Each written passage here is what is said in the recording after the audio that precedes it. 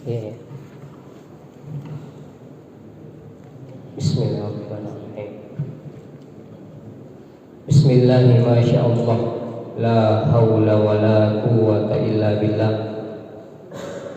Bismillahirrahmanirrahim. Masya Allah, kullu nikmatin minallah. Bismillahirrahmanirrahim. Masya Allah, la yasrifus su'a illallah. Assalamualaikum warahmatullahi wabarakatuh.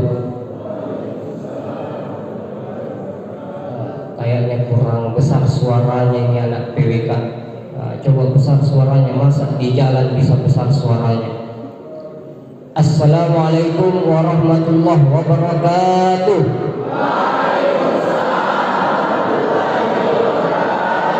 Ya gitu, jangan cuma demo besar suara, jawab salam juga harus besar suaranya. Diulang kembali.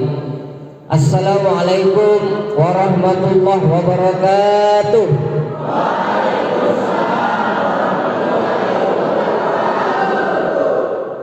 Innal hamdalillah nahmaduhu wa nasta'inuhu wa nastaghfiruh wa na'udzu billahi min syururi anfusina wa min sayyiati a'malina.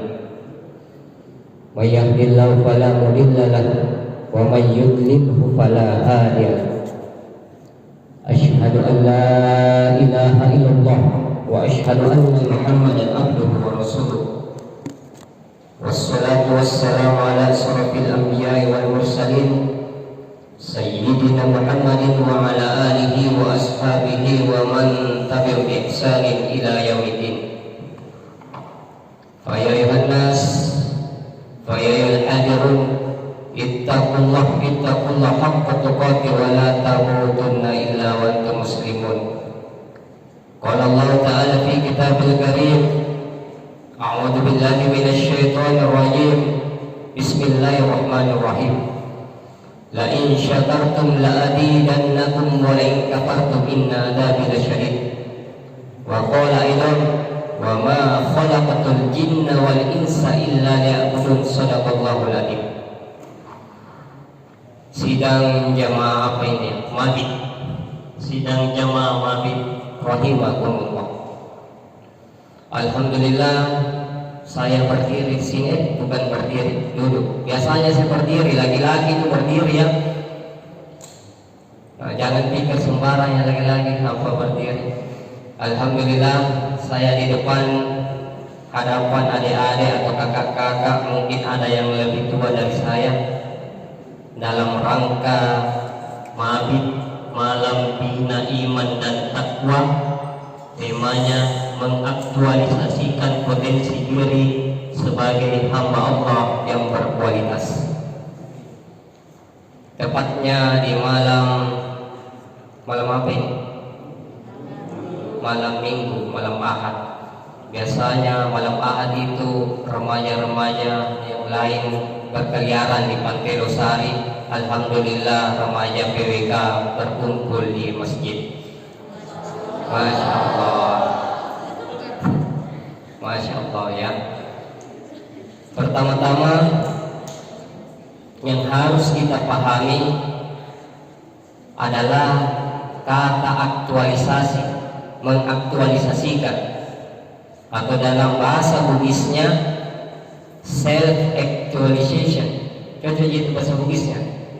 Nah, menurut salah satu psikolog humanistik Abraham Maslow, namanya Abraham Maslow, menjelaskan bahwa aktualisasi diri adalah proses untuk menjadi segala sesuatu seseorang yang mampu menjadi apapun yang dia inginkan. Selain itu, Abraham Maslow juga menjelaskan bahwa aktualisasi diri merupakan puncak dari kebutuhan seseorang. Jadi ketika kita bisa mengaktualisasikan diri kita, maka itulah puncak yang kita inginkan. Namun sebenarnya apa sih self actualization itu? Oke. Nah, mari kita simak baik-baik atau kita dengar baik-baik. Kalau perlu dicatat. Karena ilmu itu harus dicatat atau diikat dengan catatan. Begitupun dengan hewan. Hewan itu bisa tinggal dengan baik di kandangnya kalau diikat. Tapi kalau tidak diikat maka akan berkeliaran. Begitupun dengan ilmu. Ketika kita tidak mencatat itu ilmu maka hilang. Sampai kapan otak kita mau kita andalkan untuk mengingat segala sesuatunya? Maka alangkah baiknya kita catat. Karena kita bukan seperti sahabat Nabi atau siapa lagi itu yang dia tulis di tangannya ketika menjelaskan gurunya, dia pakai air ludahnya, dia tulis. Bahkan masih dia ingat sampai pulang ke rumah, ini yang saya tulis. Nah, sekarang kita sudah canggih, ada HP, ada buku. Mari kita sama-sama belajar. Bukan saya berarti sini saya pintar, tetapi kita sama-sama sharing, kita sama-sama belajar. Masyarakat muslimin, majelis mabit PWK yang saya hormati. Oke nah, mari kita baik mendengar ya. Karena ada pepatah yang mengatakan bahwa unsur makila wala tansur mangkola. Jadi tadi ada yang sebutkan, coba perhatikan barisnya itu sudah betulkah yang kita bilang tadi? Karena yang cocok yang menurut saya unsur makila wala tansur mangkola. Tadi yang di kedua ini tidak tahu apa tadi barisnya, kayaknya baris fathah, padahal sebenarnya baris kasroh. Unsur makila wala tansur mangkola. Dengarlah apa yang dikatakan, tapi jangan menyepelekan siapa yang mengatakan. Maksudnya siapapun itu yang berbicara kita harus dengarkan. Karena ada lagi pepatah yang mengatakan bahwa kalau kita ingin didengar maka jadilah pendengar yang baik. Kalau kita tidak mau didengar pada saat bicara, jangan begitu dengar orang lain. Itu imbasnya. Karena sebab akibat berlaku di dunia ini. Kalau kita mengerjakan ini maka akibatnya ini. Jadi hukum kausalitas sebab akibat. Masyarakat muslimin rahimakumullah. Ya, saya selalu pakai masyarakat muslimin karena selalu hukum Jumat. Ya, tidak apa-apa saya pakai itu. Sepakat dulu. Atau kita ganti kata apa? Masyarakat PWK. Begitu. Ya, lanjut. Jadi jadilah kita pendengar yang baik kalau kita juga ingin didengar.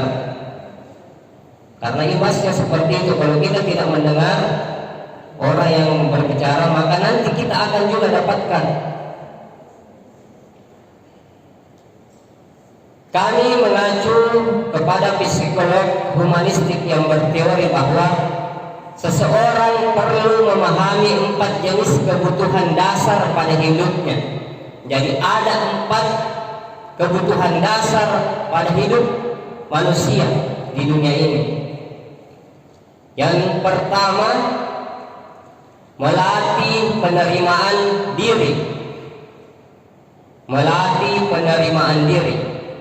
Inilah yang harus kita terapkan pada diri kita, yakni belajar menerima apa yang sudah terjadi atau masa lalu kita, atau yang akan terjadi pada diri kita masa sekarang, dan tidak terlalu memikirkan masa yang akan datang atau terlalu meneropong masa yang akan datang, bahwa saya harus seperti ini nanti, saya harus menjadi dokter misalnya, saya harus menjadi desainernya apa kalau PWK, perencanaan kotanya Mekah, perencanaan kotanya Madinah, perencanaan kotanya Paris. Itu kan mungkin saja bisa terjadi, tetapi jangan terlalu berangan-angan yang jauh.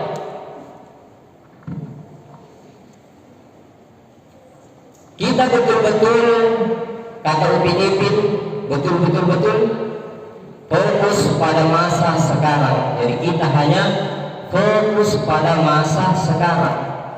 Contohnya, jika kita mengadakan acara atau event di outdoor misalnya, di luar ruangan, tentunya kita mempersiapkan payung, tenda, karena kita tidak tahu apa yang akan terjadi sebentar, apakah hujan atau tidak. Itu artinya kita menyiapkan rencana-rencana, planning yang akan terjadi. Jadi siap siaga apa yang akan terjadi. Kalau terjadi ini maka siapkan planning A. Kalau terjadi ini planning B. Begitu seterusnya. Jadi jangan terlalu menerobong ke depan, cukup menyiapkan planning kalau ini yang terjadi. Sebab memikirkan beberapa kemungkinan terburuk yang terjadi cenderung membantu kita untuk menerima segala kondisi atau hal-hal yang tidak kita ketahui dalam hidup kita, utamanya kita sebagai mahasiswi harus menerima segala sesuatunya. Seperti jika dosen kita killer atau senior kita yang baik hati suruh beli rokok 1000 uangnya harus dapat 1 bungkus datang, harus kita menerima semua itu dan tidak mempersoalkan semuanya. Bahasa Inggrisnya legowo, harus dilegowo. Legowo itu bahasa Jawa. Jadi kita harus menyiapkan saja planning atau rencana-rencana yang akan terjadi. Sebab dengan begitu kita akan realistis, tidak berhayal-hayal, tidak berangan-angan. Jadi hidup itu harus realistis ya. Jadi menerima segala kondisi. Jangan terlalu berangan-angan, berhayal, saya belum PWK, begini nanti hidup saya. Nah. Yang kedua yang harus kita siapkan adalah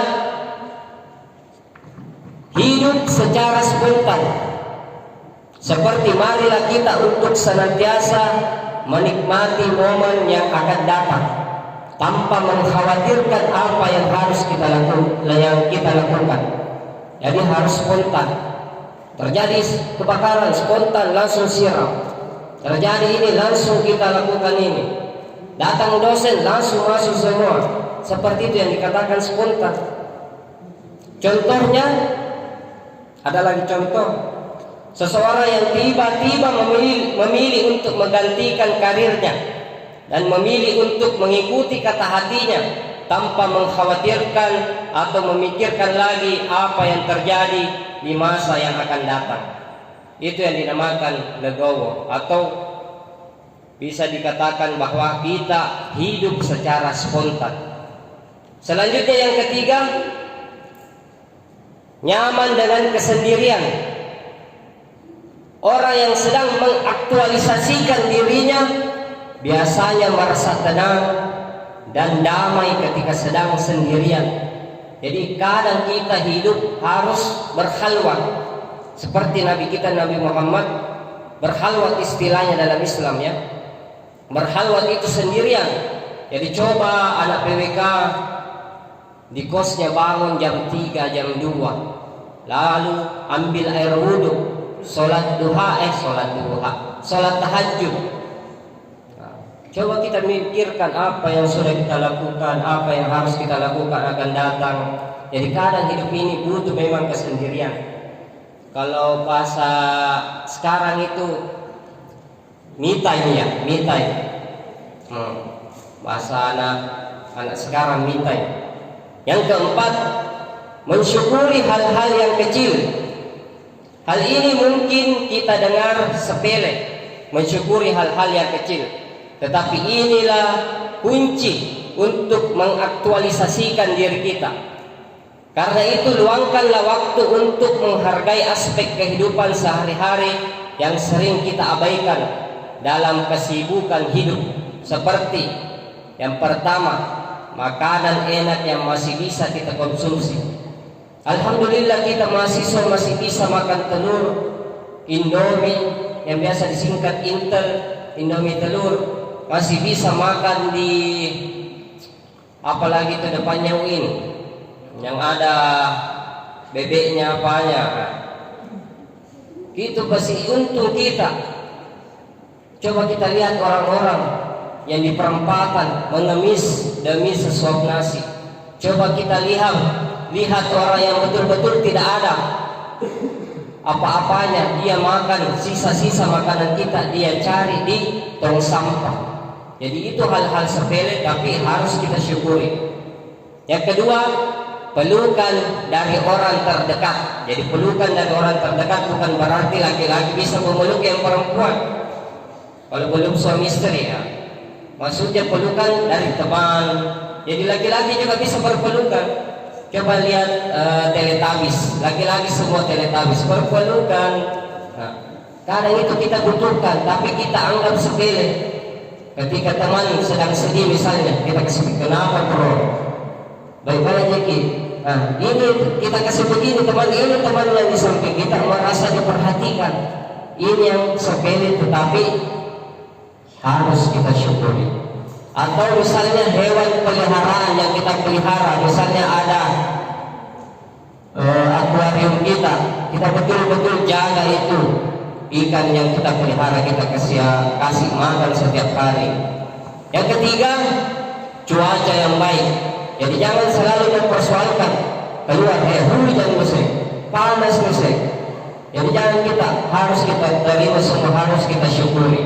Yang keempat, pekerjaan atau profesi yang saat ini kita miliki dan alhamdulillah bisa kita nikmati, itulah anugerah yang terbesar yang harus kita nikmati.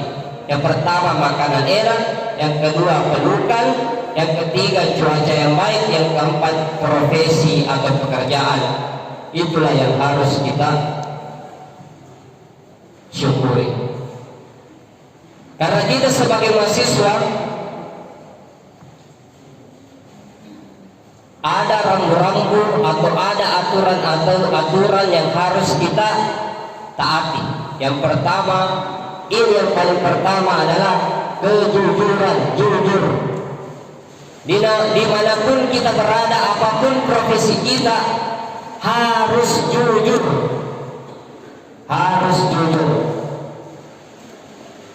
Kita sebagai pelajar, mahasiswa harus jujur. Contohnya jujur dalam karya ilmiah, jujur dengan tugas-tugas kita. Kalau misalnya ditanya sama dosen, kopi pasta kan tahun lalu ini kan, bilang iya, bilang saja iya, pasti ibu itu mengerti ibu dosen atau pak dosen. Jangan bilang tidak bu, ada saya bikin. Jangan, jujur. Sebagaimana dalam kitab Syarah Mishkatul Sahih mengatakan bahwa kulil haq walau kana murran. Rasulullah bersabda, katakanlah yang benar walaupun kebenaran itu pahit. Jadi walaupun itu pahit harus kita katakan. Hadis ini diriwayatkan oleh Ahmad, Tabrani, Ibnu Hibban dan Al-Hakim. Dan perlu kita ingat ada juga kebenaran yang harus disembunyikan. Jadi ada kebenaran harus kita sembunyikan, seperti kebenaran yang mengakibatkan perpecahan, yang mengakibatkan konflik, yang mengakibatkan bermusuhan antar sesama atau antar satu kelas kita atau antar jurusan atau antar fakultas. Bahaya ini yang sering terjadi di fakultas di UIN, kadang-kadang sering bentrok. Mungkin karena kejujuran. Karena ada hadis yang mengatakan bahwa yang artinya tidak masuk surga pelaku namimah. Namimah itu adu domba. Jadi tidak akan masuk surga orang yang suka adu domba. Jadi di UIN kira-kira ada yang suka adu domba antar fakultas, itulah mengakibatkan bentrok. Kira-kira seperti itu. Jadi tidak akan masuk surga orang-orang yang seperti itu kalau dia tidak taubat. Masyarul mabit penikah yang saya hormati dan dimuliakan oleh Allah Subhanahu wa taala.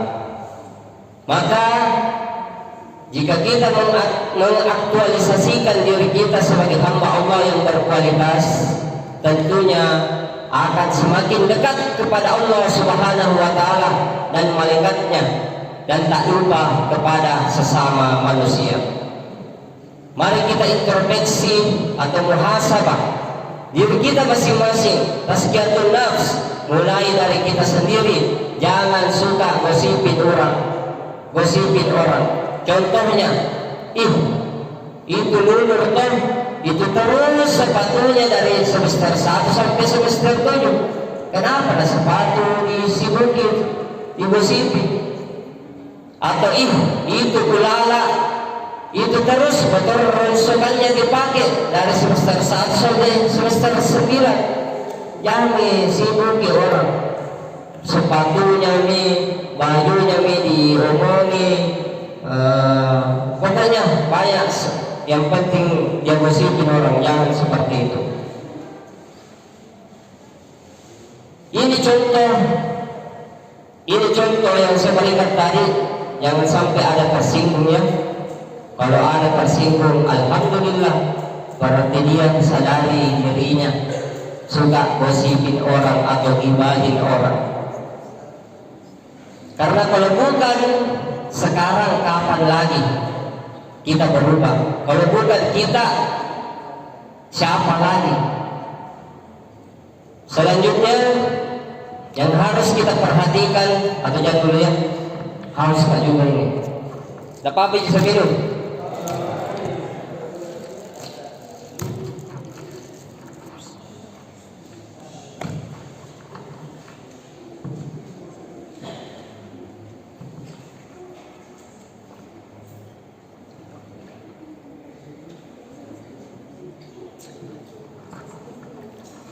Selanjutnya yang harus kita perhatikan atau urgen yang kita perhatikan,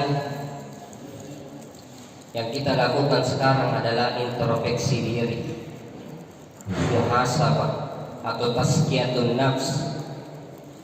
Ketiga kata yang saya sebutkan mengandung makna yang berbeda, yang mungkin bisa kita kaji secara bersama-sama nanti. Karena mengingat waktu kita terbatas malam hari ini, karena saya juga ada acara sepupu saya ini, sepupu satu kali ke saya ini sekarang mau panci. Mari kita renungkan dosa-dosa kita, khususnya dosa kepada orang tua kita yang berada di kampung. Mungkin kampungnya ada di Bima, mungkin kampungnya ada di Jawa. Coba kita renungkan dosa-dosa kita kepada orang tua kita, yang mana orang tua kita rela makan apa adanya. Yang jelas anaknya di kampus bisa belajar dengan nyaman, bisa belajar dengan santai.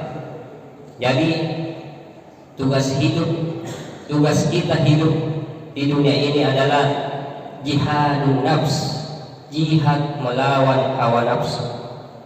Sebagaimana Nabi SAW pernah ditanya oleh sahabatnya, "Ya Nabi, apakah jihad yang paling besar di dunia ini?" Nabi mengatakan, "Jihadun nafs, jihad melawan hawa nafsu." Jadi sekarang bukan jihad melawan penjajah dengan tank, bukan dengan senjata, bukan dengan tombak, tetapi jihad yang sekarang kita lakukan adalah jihad melawan hawa nafsu kita sendiri. Itu yang harus kita lakukan sekarang. Jadi selanjutnya itu tadi jihad melawan hawa nafsu. Nafsu itu lagi terbagi-bagi lagi itu nafsu. Adalah nafsu ammarah, nafsu lawwamah. Nanti kita kaji secara mendalam kalau ada waktu, kalau masih diundang juga. Dan tentunya yang sudah merasa alim, yang sudah merasa soleha, hindari sifat seperti itu. Bahwa saya sudah alim sholat, itu temanku tidak pernah ke masjid. Jangan menganggap diri seperti itu, karena ada larangan menganggap diri suci, seperti ucapan menganggap diri kita soleh walaupun itu mungkin main-mainnya. Misalnya kita upload di WA, di status, dapat hadiah, alhamdulillah dapat hadiah, saya karena rezeki anak soleh dapat hadiah. Jangan kita berpikir seperti itu. Atau melakukan sifat-sifat seperti itu, menganggap diri kita soleh.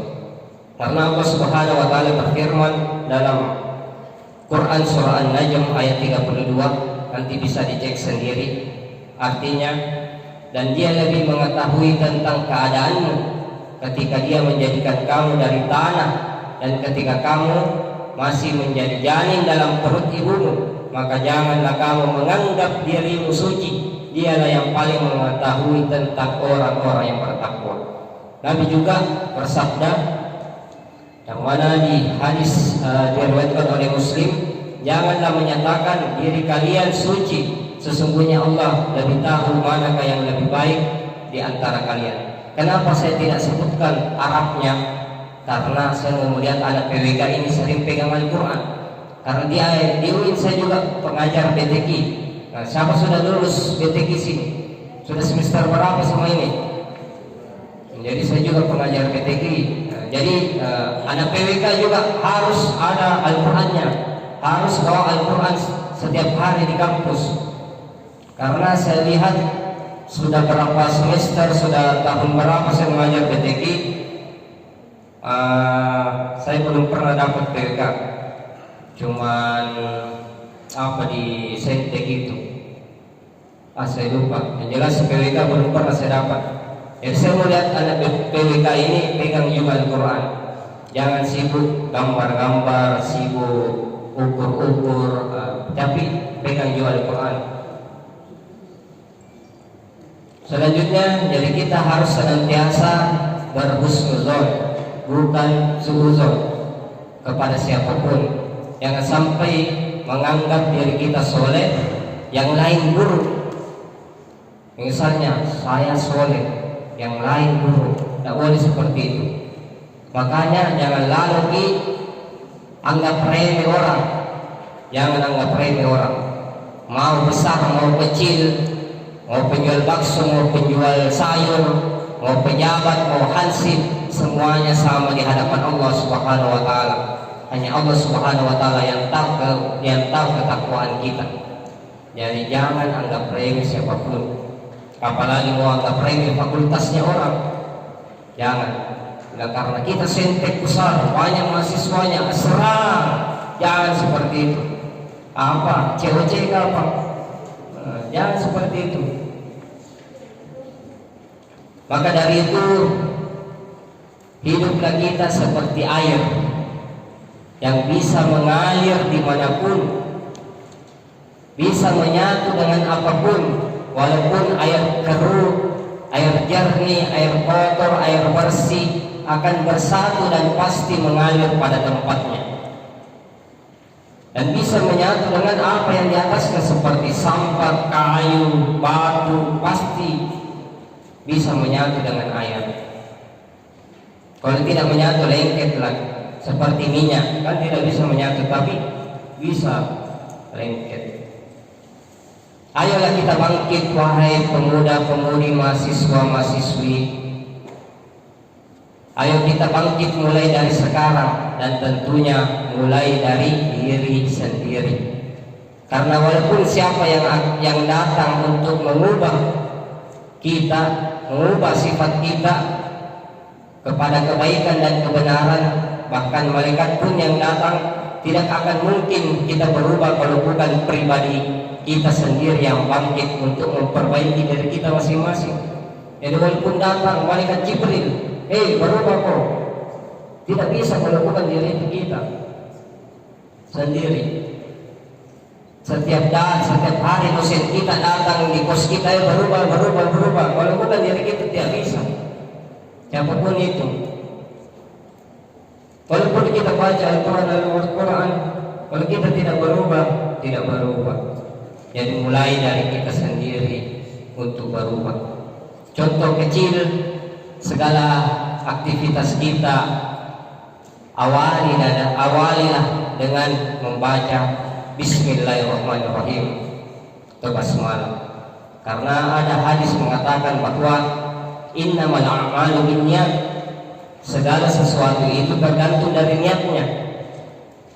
Dan lebih bagusnya kita awali dengan basmalah. Jadi kita masuk ke fakultas UIN, refresh kembali atau ulang kembali niat kita. Saya datang ke ini untuk betul-betul belajar menuntut ilmu, karena siapa yang meninggal pada saat menuntut ilmu jaminannya surga.